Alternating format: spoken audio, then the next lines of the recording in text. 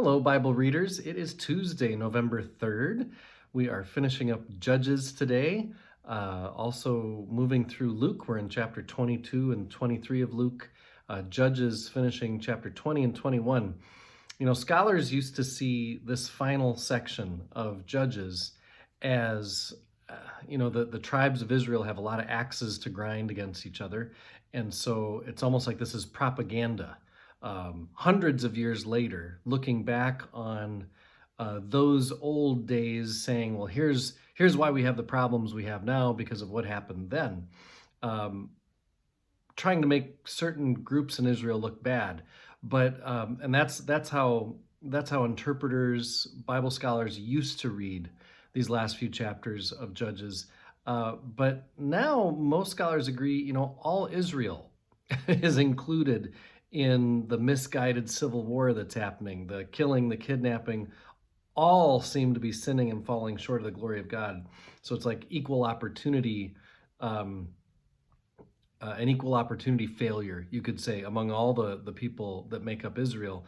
That the point that Judges is trying to make is bringing us all in, bringing readers into this sense of the full failure of the whole community, not just parts of the community. And I really got a lot out of, especially this last half of Judges myself. I hope you did too. Thought I'd read a couple of the kind of reflections that my commentary has here, that as to why I've gotten quite a bit out of Judges this time around. Lingering theological questions remain at the end of the book of Judges about the place and role of God in the midst of this unholy mess of human violence, idolatry, blind disobedience, war, and atrocities. God remains involved in these tragic events to judge and punish the Israelites through their own ill-conceived plans and strategies. But why has it all come to pass? Remains a question for many as we try to figure out where is God in all this. The book of Judges invites us, we who are reading this in 2020, to assess our own times and communities and modes of leadership. Are they effective? Are they faithful instruments for promoting the will and purposes of God in the world? Are we sufficiently open to the new futures and possibilities God is creating out of our chaos? In the words of God speaking through a prophet in a time of exile and chaos, I'm about to do a new thing.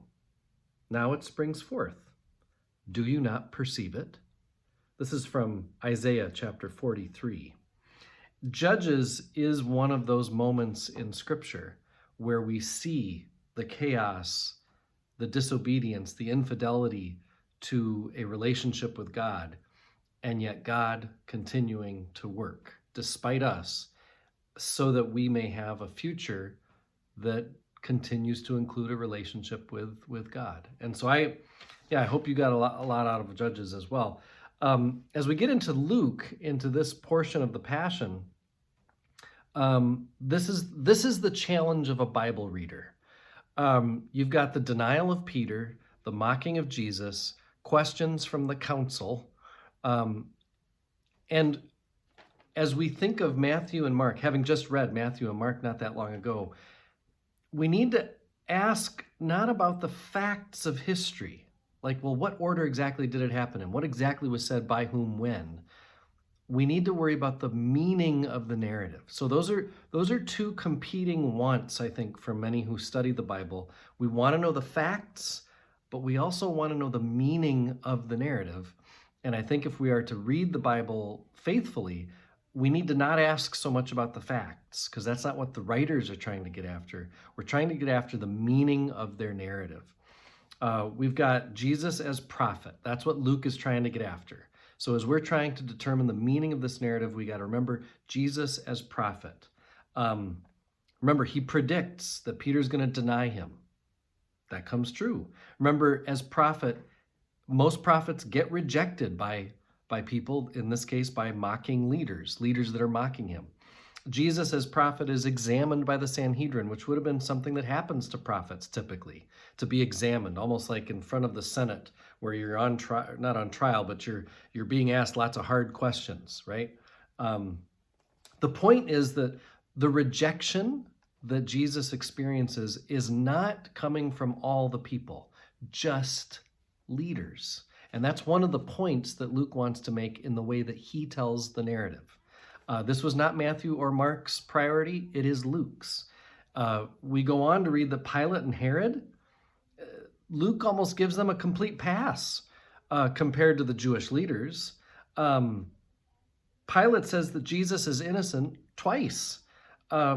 Simon of Cyrene takes up Jesus's cross. He represents the people.